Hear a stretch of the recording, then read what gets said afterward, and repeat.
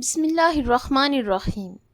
غم بانٹنے کی چیز تو نہیں، پھر بھی ایک دوسرے کے حال سے واقف رہا کرو۔ جو برداشت کرتا ہے اسے شکست نہیں دی جا سکتی۔ کسی کی موم بتی بجھا دینے سے آپ کی روشنی زیادہ نہیں ہو جائے گی۔ بہترین مشورے رات کے وقت ذہن میں آتے ہیں۔ رات مشورے کی ماں ہے۔ جو بندہ ہر بات میں دل کی اجازت لیتا ہے وہ عموماً خیر سے محروم ہو جاتا ہے۔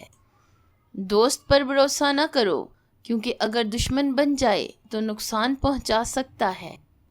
عقل مند اس چیز کی پرواہ نہیں کرتا جو اس کے پاس نہ ہو۔